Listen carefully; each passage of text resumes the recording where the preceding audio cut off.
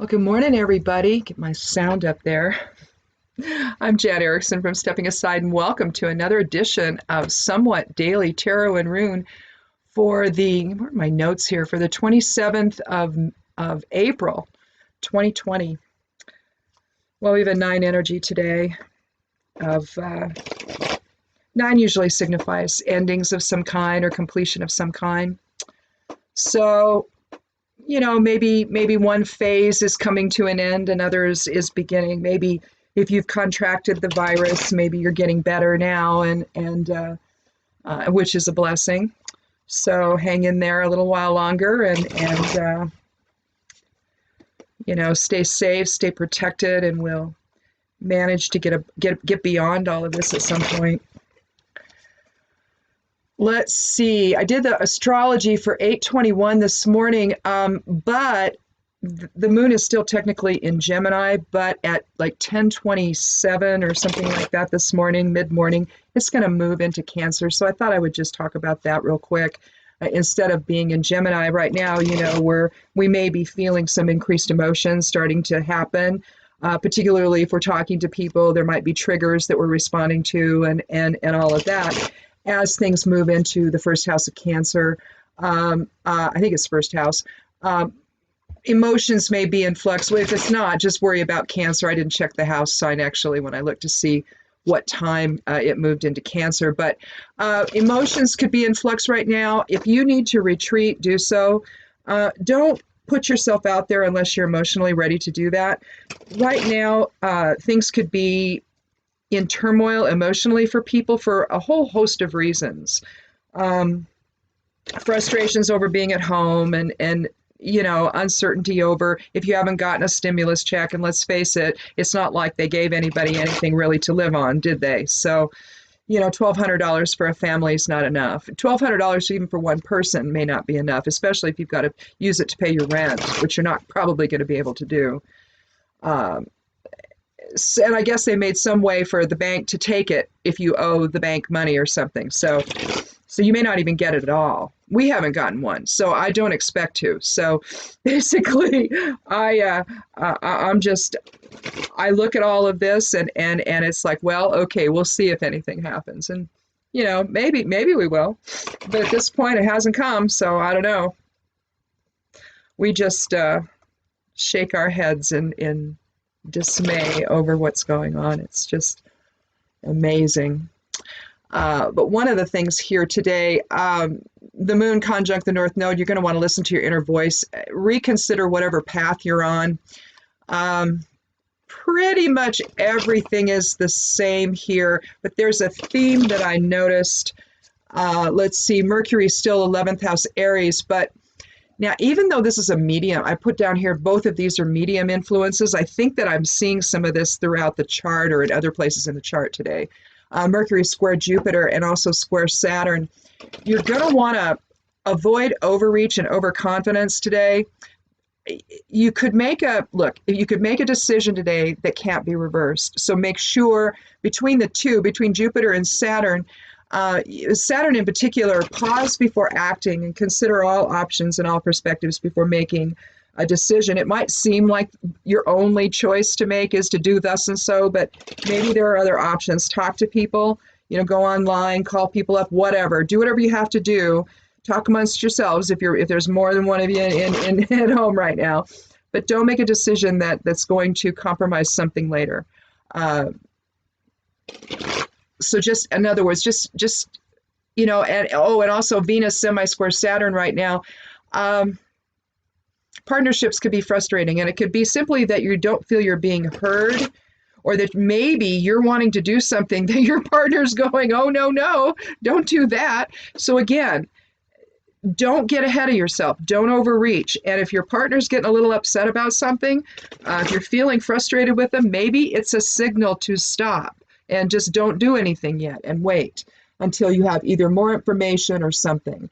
There's a Jupiter 8th house Capricorn. It's time to reflect on joint projects and how you invest your time. Again, avoiding overreach. So you know, it may not be the other person involved that's causing the consternation. It could be you and what it is you're wanting to do. So make sure that it's the right path. Let's see if there was, oh, Saturn in conjunct the North Node, that's still in effect. You could be forced to change life direction now, or at least your perceptions surrounding what you're doing.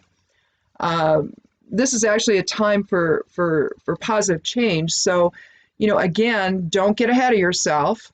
And I think that's pretty much it on the astrology. Everything is pretty much in the same place as it was last time we talked. So it's getting a little warm in the still room. I have my fan at the ready just in case. So I have a different candle burning today. One that's not enclosed in a glass jar. So feeling the heat from it.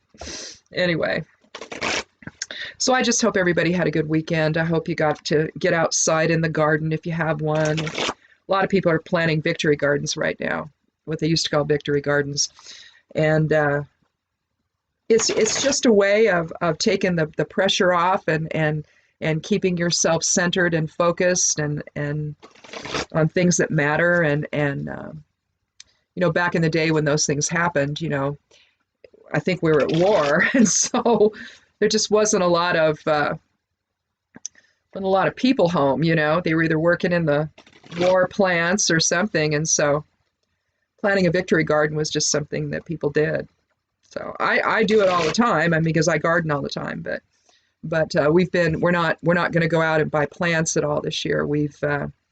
I've ordered my seeds in and everything, and I still have to order a couple more things, but everything else I'm starting from seed, and so I won't be buying any plants at the stores anymore because, you know, if it's anything, I doubt very seriously that, you know, during that time that because people around here really, if they're out and about, there's not a whole lot of focus on social distancing. And not everybody's protected. In fact, I would say most people are not. And so you're having to go out and about in a way that's scary, frankly. And if for somebody like me, it's just scary. So, you know, I don't know what's going on around here because Oregon seems to be flattening this. At least so far it seems to be. Because we've been at home now for almost a month or right about a month or something. Or, well, the state has. We've been home longer, but that's just us. This is just how we live our lives. So I don't know. We don't go out much. We just stay here. So I don't know. For us, it's not that big of a transition. It's just the fear factor that's involved. You know, we don't want to get sick. So we got sick early on. And I mean, we could have had a mild case of it for all we know. We were on vacation. It was a local resort because we have chickens and we didn't want to go anywhere and leave them alone, you know. So we had nobody to take care of them. So, you know, it was the end of December. We took our vacation at a local resort just down the street from us, basically, a little ways. I mean, it's a little ways. Well, you go down the street and to the left, but anyway, you get the idea. And after we got back, we got sick. My husband got first, and I got it from him. And it was so weird and intense. It was short-lived. It was longer for me, but it was weird. So was it that? We don't know. If we can get an accurate antibody test at some point, we might go ahead and take one just to see if the antibodies are there, and then that would tell us what it was. But it was unlike anything we've ever had. So I don't know. My oldest son might have had it back in November. He was extraordinarily ill, he said. Worst he's ever felt in his life. And he travels for work. So it's very possible he had it because it was in effect at that time. So, you know, very likely that's what he had. So whether or not it creates immunity, there's questions now about that. So people are getting reinfected. So who knows what this is? Who knows how we're going to have to deal with it? So I guess just stay safe, stay protected a while longer, and use your best judgment if you have to go out, and wear a mask and gloves and hope for the best, I guess. Do whatever you can. Take alcohol solution with you and spray down your grocery cart if they don't have those there, when most places do anymore, to wipe down your cart. But when you get back to the car, have a spray bottle there that you can spray down your car, your handles and stuff, or your trunk and your door handles and stuff. maybe consider having a second pair of gloves so you can strip off the ones you had in the store, put another set on, have them in your trunk when you put your groceries in, put it on, and take the others off and either throw them away in a garbage can there in the parking lot or stick them in a plastic bag that you can safely throw away at home, in your own garbage, but outside of the house, okay? I think that, you have to think in terms of cross-contamination. And if we're going to get through this, we're going to have to. So that's what we're doing anyway. And some people look at us funny, but I don't care. So anyway, let's go ahead and get started and visited long enough. And let's take our first 3 cards. If this is your first time here, welcome. Thank you so much for coming by. Click subscribe. I'd love you to do that. And check out my blog, Stepping Aside, over at imsteppingaside.com. Lots of things go up. The esoteric influences are up there. I did a thing on Not Magic over on the Patreon site. That's a paid site though, so you'd have to sign up. It's just donation though. I don't have any tiers set up, but I did that. And then did I do anything on Medium? I don't remember if I did anything on Medium or not. I'll have to look. I write so much. I don't remember all the time. And I was really busy with the garden, so. But I know yesterday I got the esoteric influences for the week up, and that's really cool. It's got numerology, the lunar influences, the runic influences, so runes for the day. Plus at the bottom part of it, the last part of it is devoted to human design, which is a blend of I Ching and planetary positions.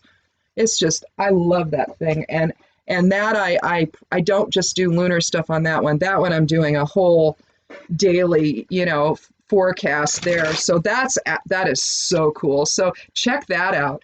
The first of the month is coming up. The monthly tarot and the monthly geomancy will be coming up as well. So check all that out there over there at imsteppingaside.com. And let's go ahead and take our first 3 cards. And I take the 13th card each time for randomness sake. I don't want to influence it.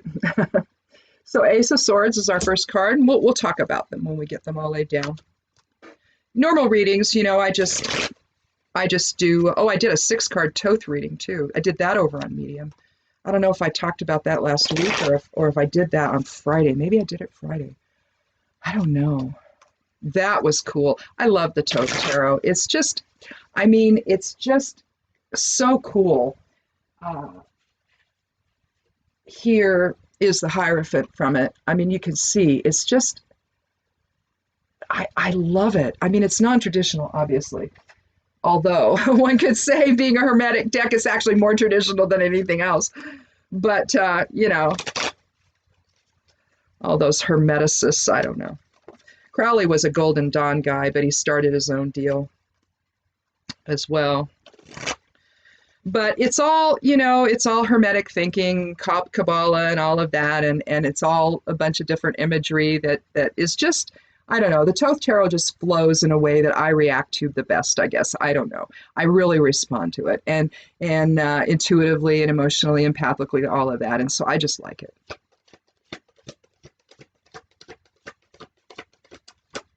I took a tarot course from a lady, and because I wasn't as familiar with the Rider-Waite as I was with other more non-traditional decks, although I was familiar with it, but I just wanted to get a little more familiar with it and to see how, because I'm used to interpreting a different way, and so I wanted to see, and so I took a course one year, and just to get her perspective on things. It was fun, and I learned a lot from her. I understand a little bit more about the way this flows versus the non-traditional pagan-oriented. I'm a witch, so I kind of gravitate toward that other kind of stuff, right?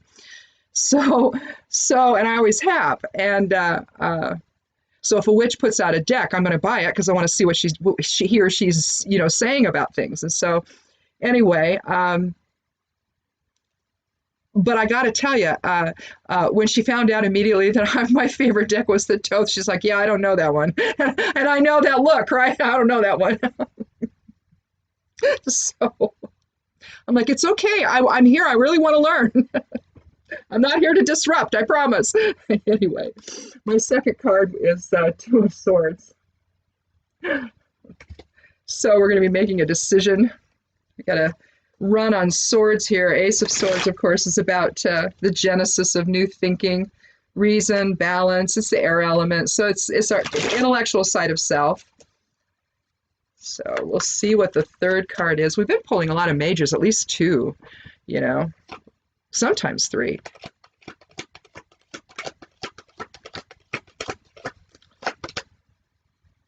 Well, okay, we have the Five of Cups. We might need a fourth card. I don't know. But I think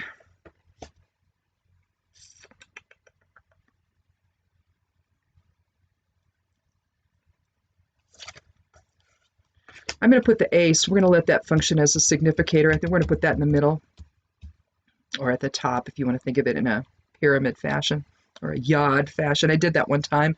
There was a yod. I haven't looked today, but there's a yod. I will here when I do the correspondences for today. But I saw, happened to notice a very cool yod in the heavens one time, and it happened to, and I had been thinking about it, and so I noticed that the cards matched the yod almost perfectly. And so it's like, oh, wow. So I took that as a sign, of course, that I need to be doing this in yod fashion, if at all possible.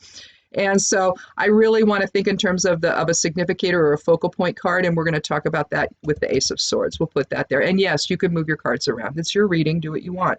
Even on the ones where like Celtic Cross or what have you, horseshoe or whatever.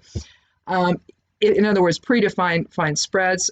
You can move them around then too. You want, especially if you have got core cards, you want them talking to one another. Some of the majors, if you got the Empress and the Emperor, you want to see if they can talk to one another maybe. That might be a relevant thing to do in the reading. You have to make the thing make sense. So don't be afraid to do that. This is telling a story, and I just look at general influences here. So I very rarely have something in mind unless someone wants me to do a reading for a specific thing, and then I'll focus on that and I'll lay down the cards and that'll be the reading for that specific thing, right? And we'll interpret it that way. But other than that, I tend to just look at what are the general influences that are going to be going on today. And I want to I'm going to go ahead and put the Five of Cups first. And we're going to take a fourth card, I think, because I think we need to know what the decision is going to be. So we're going to start with the Ace of Swords at the top. So it's going to look like this. Okay? It's going to look like that.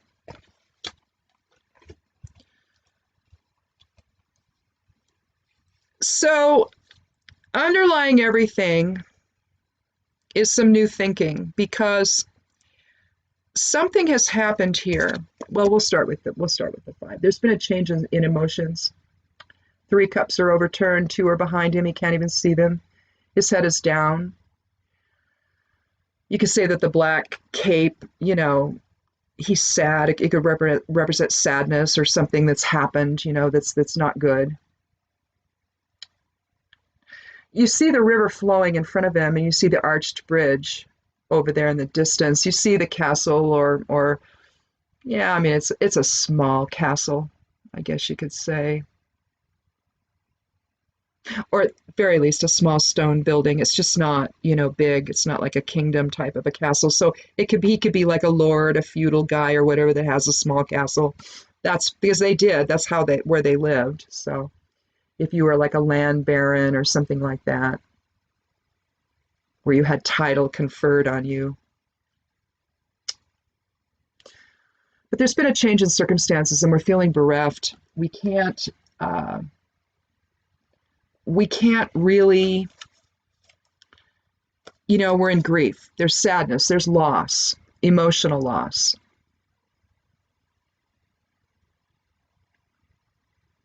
Maybe things just got too unrealistic, and you realized maybe that something else was really in play here. Maybe you allowed emotions to take a back seat to intellect. New information has come in. I don't want to think in this, I don't want this to be so much about this happened, then this happened, then this happened. This is describing a situation that's occurring. And things when that happens tend to move quickly. So it kind of feels like one big experience. It's not that necessarily kind of like, well, we're in Pluto's in retrograde. That's one thing I didn't mention. Pluto has gone retrograde. Pluto's very transformative anyway. When it goes retrograde, we're really starting to reevaluate things in terms of making big changes, big profound changes. We're in a 22 years, so we're talking cosmic builder energy. And so that's going to be a soul level type of profound change this year. We're in an election year. We're watching the government implode before our very eyes and not take care of us. Telling the states it's on you, which it isn't. And in partnership with federal government, sure, but you don't leave the states to scrap for PPE supplies in a pandemic. You don't sell the stuff in the national stockpile to the Chinese government, because we're going to find something out there, I think, about why he did that. And it has to do with what he owes them, but maybe not. We'll see. But that's what I'm feeling right now. So we have a lot of things happening, not on behalf of the American people, during the worst pandemic we've ever had. Well, I wasn't alive during the 1918 pandemic, and no, it's not 1917, it's 1918. And I wasn't alive then, so I don't know what the Spanish flu, I don't know what that was like. So that was bad. So maybe this isn't as bad. I don't know. But comparatively speaking, it's pretty bad, And I don't know. Maybe what we thought, maybe we're feeling really upset because what we thought would happen isn't going to happen. We were sure that it would, but it isn't going to. So now you're on the side of things where you've got to maybe reevaluate what you think of this guy. And maybe you've got to reject him now because he can't do the job. Not in a way that's going to save the country. All right?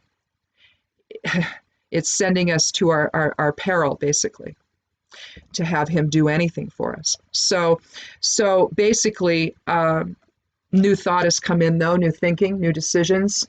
Rumor has it they're trying to convince him not to do these press briefings anymore because he just causes too much trouble. The whole disinfectant business put people in the hospital because they did it. They ingested a bleach solution somehow, some way, ended up in the hospital, ended up calling poison control. Yeah, people did that. So maybe a decision's coming into play here today. We have the Two of Swords here. We have the woman seated on a and you see the line of demarcation right here, okay, between what's happening here with the emotions and the decision she needs to make about it all. The Two is about balance, it's about polarity, duality, and all of that, but it's also about decisions. And so obviously something new has come into play, and she needs to make a decision about it. A decision needs to be made dispassionately, turning your back to emotion, turning your back to what's going on here. So, theoretically, you could say this happened first, if you want to do it that way, if you feel like you need a sense of progression to this, and you may. Something's happened, some realization has happened, and some change is going to take place emotionally. It's going to affect how we see things. Decisions has to be made dispassionately, away from the chaos, away from emotions, away from all of the noise. She's blindfolded.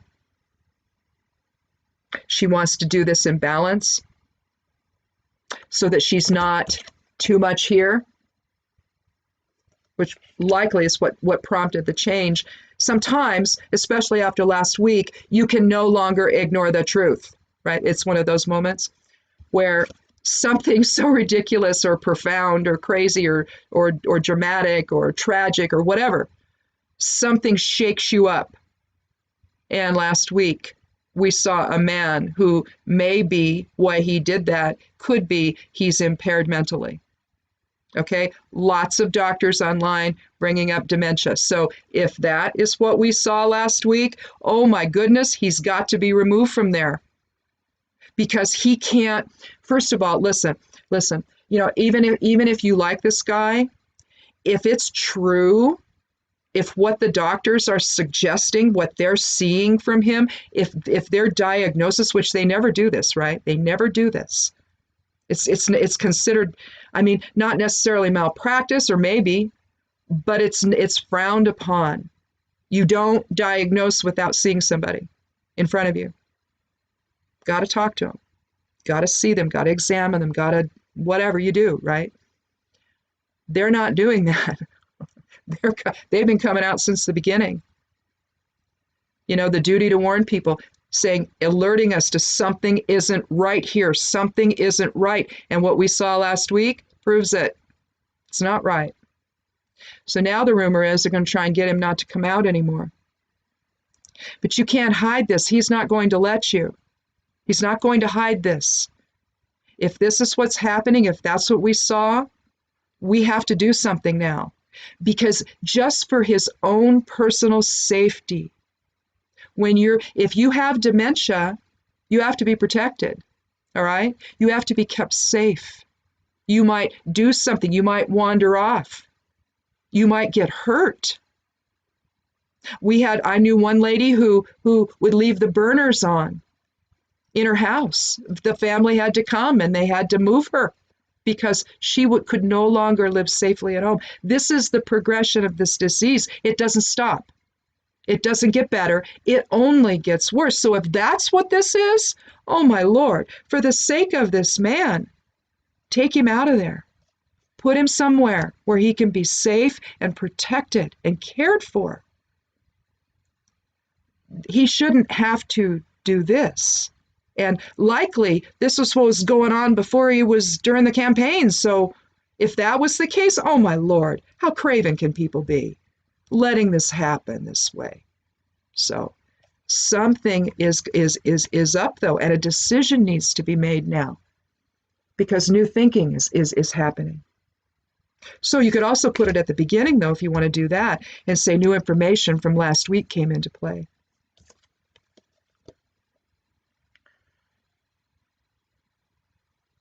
The hand reaching out from the sketchy clouds of deception. Information from source presence comes in. You see the crown up there and the garland.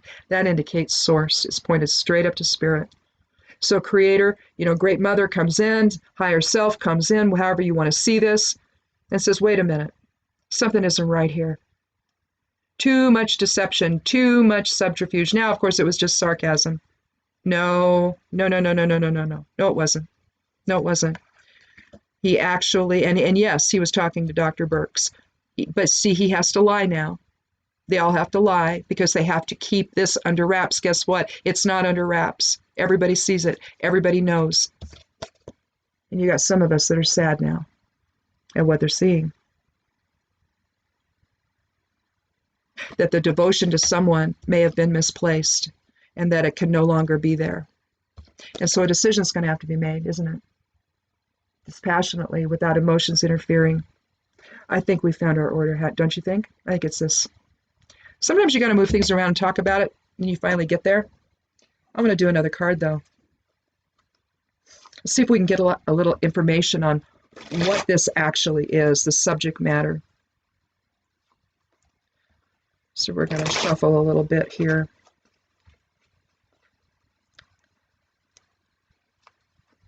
Because I think that we know a new perspective has taken place, a new information has come in, that something outside the realm of deception has come in and said, here's some truth for y'all, and you need to pay attention to this. And for some, it's going to be very upsetting. For the rest of us, we're going to appreciate that the clarity is finally there so that we can all make the best decision we need to make. And here with the 2, that's what we're doing. So far we have a 7 and an 8. We have 8 as the energy. 5, 2, and 3 is an 8 energy. So again, you're looking the spiritual warrior within. You're looking at strength and leadership and a greater awareness of the whole. You start out with the 2, and that's one level. That's polarity. That's healing differences maybe with one other person or or finding balance with one other person. The 4 gets to a larger structure, doesn't it? So 6, we go with shared purpose, all right, and shared abundance, learning to share with others. But then when you get to the 8, you're talking Tiwaz or the god Tyr or the spiritual warrior. One that has the ability the leader that has the ability to lead us through a pandemic, that we don't currently have right now. So I know that in the esoteric influences down in the human design section, in particular, we're looking at the emergence of what they call the executor, or in other words, the emergence of leaders, while we're contending with someone who is not able to do any of those things. And all of that, and check that, that's in the week's esoteric influences for this week. Scroll down to the bottom of it when you get to the human design section, where you can see the funny funny pictures down below. Those are the little body graphs that they use. It's a little bit different look at things. I recommend studying human design. It's really fascinating. But it's looked at a little bit different. It's energy flow and all of that, but it's correlating with the I Ching, and it's just fabulous. I love it. It's the coolest thing ever. If you're interested in it, and I'm not an affiliate for these people, so I'm not trying to sell you anything here, but Jovian Archive, Jovian Archive, ARCHIVE I think it's .org. If it's not, it's .com, but I think it's .org. Go over there. That's their main site, and look into it. Buy a book on it. It's interesting. Anyhow, let's go ahead and do another card. I want to see if we can get a general direction or a general basis for what this decision is we now need to make. I got a little off track there with human design, but I love that stuff. But it really is about we're having to contend with somebody who is a martyr and an egomaniac while we're trying to deal with something really awful right now. And leaders are beginning to emerge based on truth. And we're all just going to have to cope with it, right? If it's not on your side of the table, well, that's just too bad, because somebody has to step up to the plate. And right now it's governors. So I don't know. Page of Cups, new emotions. Confidence.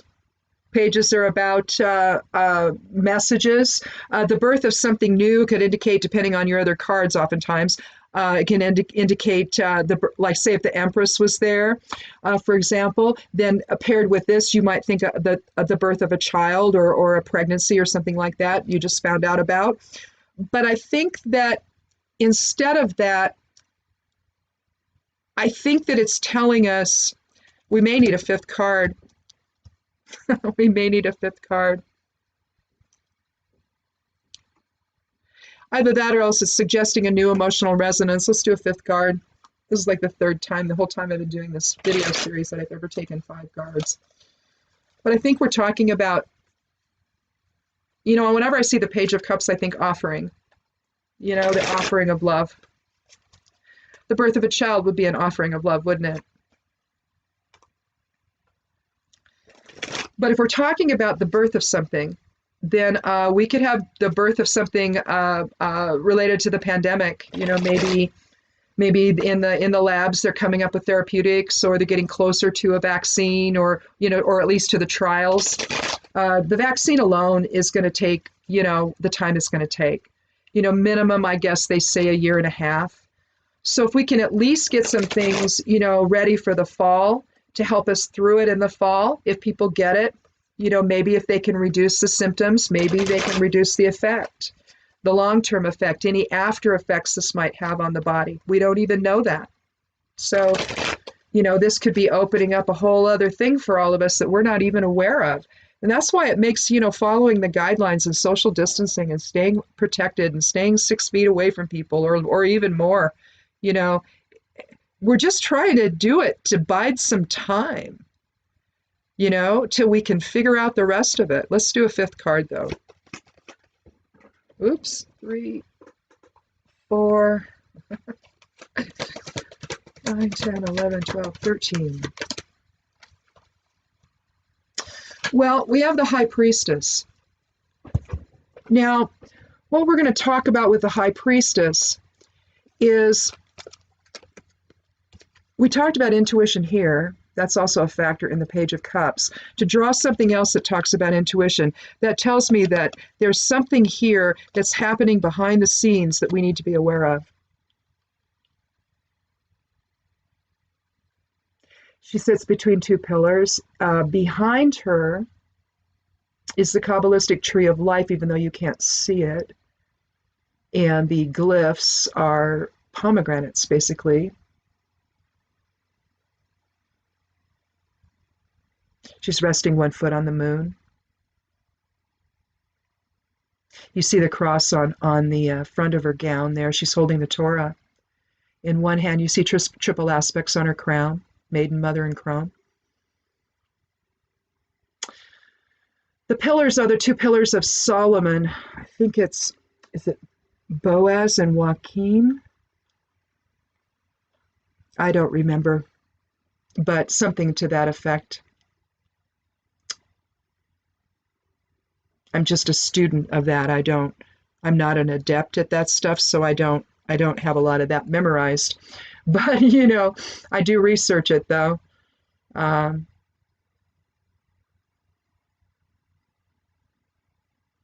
I guess it just depends on how much, Jewish mysticism you want to bring into the tarot reading.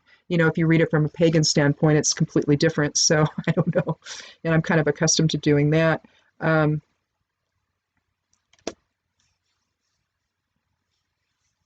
The High Priestess can also represent the middle path, the divine feminine, revelation, compassion, using inner wisdom. And I really think that it relates to the Ace of Swords, in that it's almost like we're in a position of having to think in a way or in other words, use intuition to guide you through this. If you know that what happened last week, if you just know intrinsically in your heart, in your soul, that what happened last week signaled something, and that we need to now make a shift in perception, but maybe your associations, your friendships, your relationships, your intellect is still coming to terms with all of that. If you feel like the foundation is shaky today, or has been for the last few days, where maybe you're less sure, that's actually a good thing. And you need to follow your heart, you need to follow your intuition, you need to know what you know. And if you've been somebody that's been viewing this from a personal sovereignty standpoint, it might be time to reconsider something else before you make decisions that are going to be undoable. Where was that here today? Well, we had Moon conjunct North Node. Listen to your inner voice and reconsider your path. Mercury square Jupiter.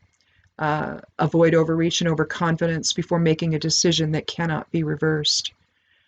Square Saturn, again, time to pause before acting and consider all options and all perspectives. Here is where we really can see an alignment between the astrology for the day and the reading itself.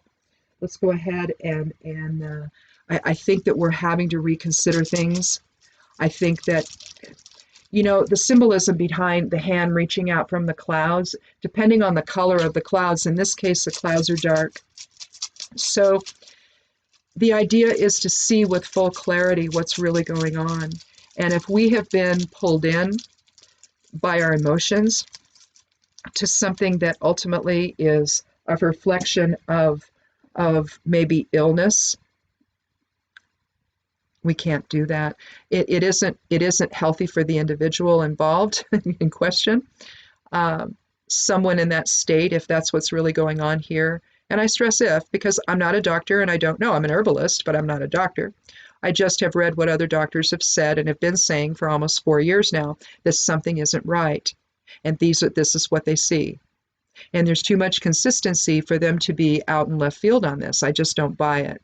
These are neurologists, they're psychiatrists, they're medical professionals that deal with this every single day.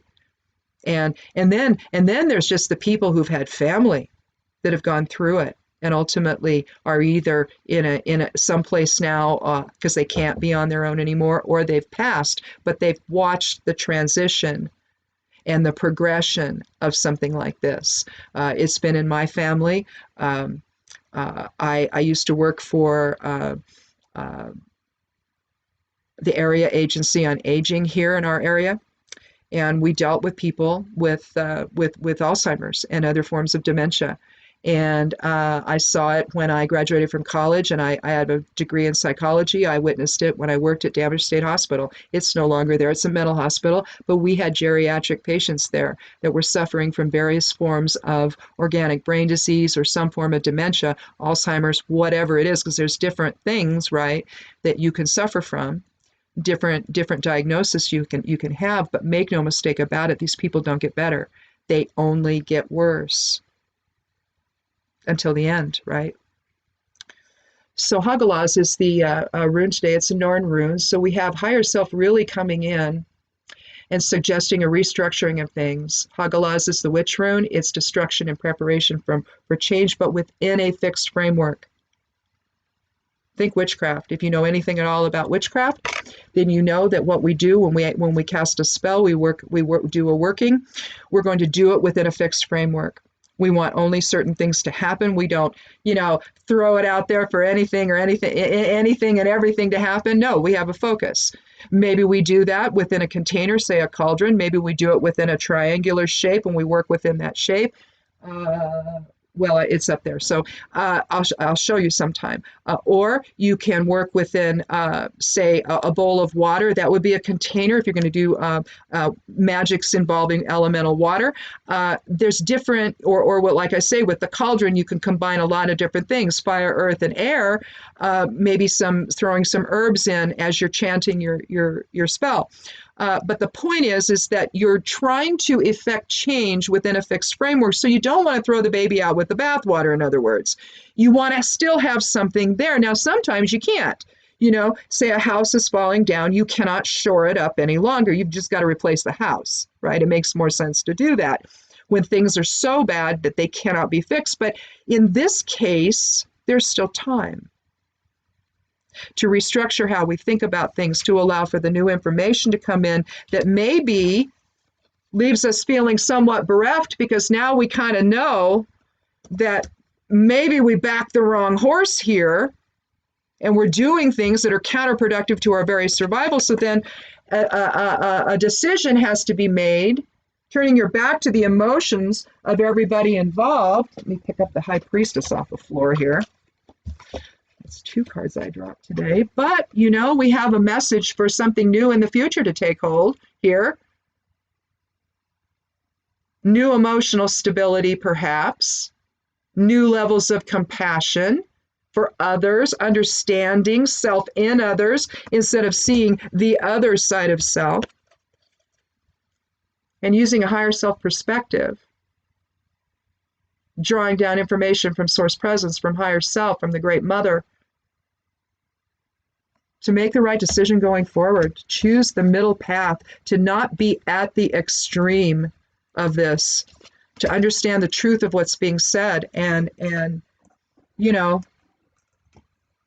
don't be living in denial about it. Let's see what our geomancy rune is for the day. We have a single dot for fire, a single dot for air, 2 for water, and 2 for earth. So we're looking at Fortuna Minor. So you've got two Fortuna cards, Fortuna Minor and Fortuna Major. They're each other's complement. Look, we think in terms of wholeness. We don't think in terms of either or. We think in terms of wholeness. If you have a circle, either or within the circle, it's all the same. We're talking about the same concept. maybe one aspect of it over here, another aspect of it over there, but they don't negate one another. All the ideas surrounding that one big thing, okay, the human being, masculine, feminine polarities, male, female, gender, service to self, service to others. These are not two separate circles, okay? They're contained within the whole. So you've got all these different aspects, right? Well, same with geomancy. You're looking basically at 8 geomancy glyphs, but there's 16 because you're looking at their complement or their opposite, or part of the rest of the story. It's like Paul Harvey's little rest of the story stuff. He was a radio guy, and he would have his little thing, right? He'd talk about what he's talking about, and then you'd wait, and he wouldn't finish. And he'd be like, okay, we'll be back for the rest of the story. And then they come back after commercial break, and now for the rest of the story. It's like, oh my God, man, can't you just tell us before we go to break? But no, it was part of his thing. It was part of his charm. But anyway, this is Fortuna Minor. Whereas Fortuna Major looks like this. It says great wealth, great abundance, great progress. Here we have baby steps. Think of terms of if you have a shop and you do a progress building, or you're doing something for someone, you do a progress billing versus the whole thing, right? So we're gonna bill a little bit now because it's gonna be a long-term project. So let's get some money now, and then we'll at this juncture we'll bill again, and at this juncture this is all you'll have left, right? Rather than waiting for this massive bill at the end. Sometimes contractors or shops or whatever have to do progress types of billings. So that's kind of the energy of today. So we're starting to see a shift away. That's how I would interpret it. We're starting to see a shift away from the type of belief structure that is not keeping us all safe. And maybe with what happened last week, it's opening up some people's eyes and maybe making them reconsider, make a different decision about what's really happening right now and the veracity of this guy, because he can't make the decisions he needs to make. He's doing everything to thwart everybody surviving. So you have to ask yourself, why is that happening? Is it because he's not right up here, or because he's working for someone who's telling him to do it? Which is it? And if it isn't that he's not right up here, it could also be the other as well, because he's not strong enough to say no. Or maybe he's too compromised to say no, because that's the other aspect of this that people are talking about. The whole involvement with other countries and what he owes to them, and how he can pay for that by handing over the United States to them. So you've got other things going on besides the whole duty to warn people what they're talking about. So again, we cannot destroy the country in the process, though. We have to figure out a way to do this in a way that keeps us all heading in the same direction. That's the frame, that's the structure that we don't want to do away with. We want to understand that, we're not about the stuff here that doesn't work. We're about solutions here, not about feeding some guy's ego while these other awful things are happening behind the scenes that we don't know are happening. Well, we're going to know, but again, will it be too late to stop it? The whole, what was it? Avoiding overreach, the Mercury square Jupiter and square Saturn. I was just so struck by it. I even put it in bold. I'm sorry, I didn't mean to cause an earthquake there on my computer. I was so struck by it, I put it in bold. It's like, oh my God, before making a decision that can't be reversed. Wow. There's also another one I forgot to mention that really, I think, dovetails with all of it, particularly with the reading. Jupiter, 8th house Capricorn. 8th house is about a lot of different things. In some respects, it feels kind of like a catch-all because it's about investments. It's also about sex and sexual relationships with partners and all of that. But when you think about all that, it's transactional, right? No matter what it is. And I don't know. This is a time to reflect on joint projects and how you invest your time. And again, avoid overreach. So if you're investing your time with people or with a perception, that's going to harm you in the long run. Hopefully last week alerted you to that. If it didn't, go back and watch the tapes, because no, he really did speak to Dr. Birx about investigating this. And no, he wasn't just thinking outside the box. He saw something, he read something, and he actually thought that that might be something useful to look at.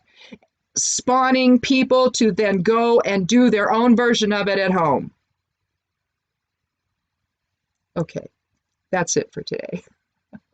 I'm starting to get upset. I just hate this. I'm somebody who lives in truth, that I'm horrified if I end up thinking something, isn't right.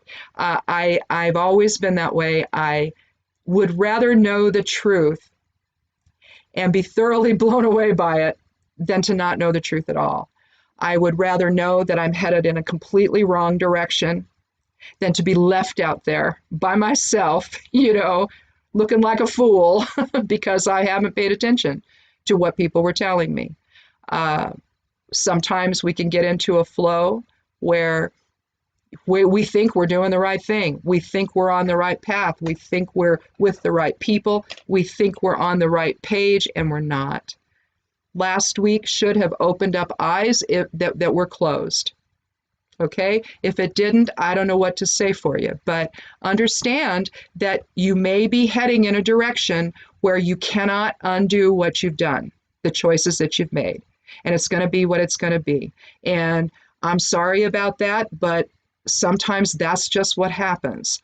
And if you're in that category, it's not too late to rethink things and to get into a better mode of behavior and perception, and then maybe have some compassion for people. We had to go up and pick up a can of paint, or actually a 6-pack of paint, because my husband's redoing the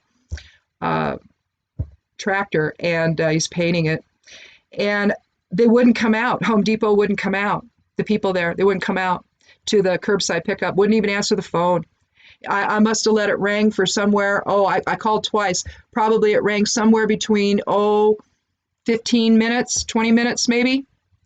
Finally, I got out of the car and I saw a guy sitting at the door. He was making sure only so many people went in. And I got within a certain distance where I knew he could hear me, and I yelled. I said, "Hey, could you go in? We got people here and they're not answering their curbside pickup line. Could you stick your head in there and let them know we're here?"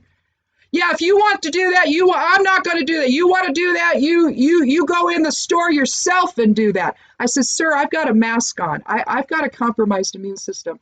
I'm not going to do that. So thank you so much for letting him know. Thanks a lot." And I turned around and walked away. But so I responded to a survey, and I did a long thread on Twitter and tweeted to them. So they know. Name names, the location, the whole thing. Don't do that. Don't do that to us. You see, this is a guy who's not thinking.